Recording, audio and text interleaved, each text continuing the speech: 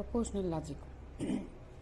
Proportional logic ಅಂದರೆ ಕನ್ನಡದಲ್ಲಿ ಪ್ರತಿಪಾದನೆಯ ವಾಕ್ಯ ಅಂತ ಅರ್ಥ.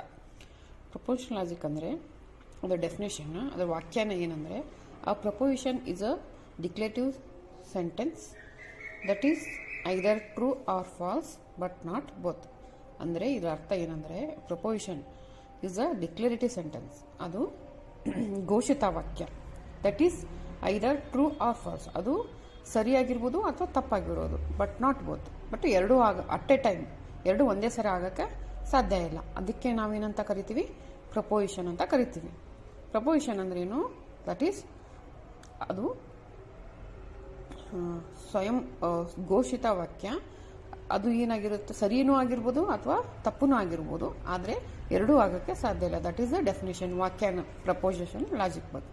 ಸೊ ಅಂದರೆ ಡಿಕ್ಲೇರೇಟಿವ್ ಸೆಂಟೆನ್ಸ್ ಅಂದರೆ ಏನಂದರೆ, a sentence that declares a fact which cannot be further break down into simple sentences. ಅಂದರೆ ಅದನ್ನು ಮತ್ತೆ ಪುನಃ ಅದನ್ನು ಸಿಂಪಲ್ ಆಗಿ ನಾವು ಬ್ರೇಕ್ ಡೌನ್ ಮಾಡೋಕ್ಕೆ ಸಾಧ್ಯ ಇಲ್ಲ. ಅಂಥ ಸೆಂಟೆನ್ಸಸ್ಗೆ ನಾವು ಏನಂತ ಕರಿತೀವಿ, ಅಂಥದಕ್ಕೆ ನಾವು ಅಂಥ ವಾಕ್ಯಗಳಿಗೆ ನಾವು ಡಿಕ್ಲೇರೇಟಿವ್ ಸೆಂಟೆನ್ಸ್ ಅಂತ ಕರಿತೀವಿ. So proposition is a declarative sentence, ಅದು ಘೋಷಿತ ವಾಕ್ಯ. ಓಕೆ, ದೆನ್ ಫಾಲೋಯಿಂಗ್ ಹೆಂಗಿರ್ತೈತೆ ಪ್ರಪೋಸಿಷನ್ ಅದರದ್ದು ಸೆಂಟೆನ್ಸ್ ಯಾವ ಥರ ಇರುತ್ತೆ, ಪ್ರಪೋಸಿಷನ್ಸ್ದು ಸೆಂಟೆನ್ಸ್ ಯಾವ ಥರ ಇರುತ್ತದೆ ಅಂತಂದರೆ, ಎಕ್ಸಾಂಪಲ್ಸ್ ನೋಡಿ ಇಲ್ಲಿ. Bengaluru is the capital city of Karnataka. ಹೌದಾ, Bengaluru is the capital city of Karnataka. It is a proposition because it is ಇದು ಡಿಕ್ಲರೇಟಿವ್ ಸೆಂಟೆನ್ಸ್ ಅಲ್ಲ. ಡಿಕ್ಲರೇಟಿವ್ ಸೆಂಟೆನ್ಸ್ ಇದು ಒಂದು ಫ್ಯಾಕ್ಟ್ ಬಗ್ಗೆ ಹೇಳ್ತಾ ಇದೆ. ಹೌದು, ಇದು ಟ್ರೂ. ಇದು ಯಾಕಂದ್ರೆ Bengaluru is the capital city of Karnataka, it is true.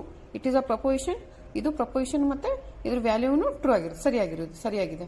Okay, next second example ನೋಡಿ ಇಲ್ಲಿ. New Delhi is the capital of India. ಅಂದರೆ new Delhi is the capital of India ಅಂದರೆ ನಮ್ಮ ಹೊಸ ದಿಲ್ಲಿ ಭಾರತದ ರಾಜಧಾನಿಯಾಗಿದೆ. But it is a declarative sentence, ಅಂದರೆ ಘೋಷಿತ ವಾಕ್ಯ. ಮತ್ತೆ ಇದನ್ನ ಮತ್ತೆ ಫರ್ದರ್ ಬ್ರೇಕ್ ಡೌನ್ ಮಾಡೋಕ್ಕಾಗಲ್ಲ. ಸೊ ಇಂಥ ವಾಕ್ಯಗಳಿಗೆ ನಾವೇನಂತೀವಿ, ಪ್ರಪೋಸಿಷನ್ ಅಂತ ಕರಿತೀವಿ, ಘೋಷಿತ ವಾಕ್ಯಗಳು. ಓಕೆ, ಮತ್ತೆ 2 + 2 = 4. ಹೌದಾ, 2 ಮತ್ತು 2 ಸೇರಿದರೆ 4, ಕೂಡಿಸಿದರೆ 4. ಸೊ ಇದು ಡಿಕ್ಲೇರೇಟಿವ್ ಸೆಂಟೆನ್ಸ್, ಮತ್ತೆ ಇದು ಸರಿಯಾಗಿದೆ. ಇದರ answer correct. So it is called true. Next fourth example ನೋಡಿ ಇಲ್ಲಿ. 1 + 3 = 5. ಹೌದಾ, 1 + 3 = 5.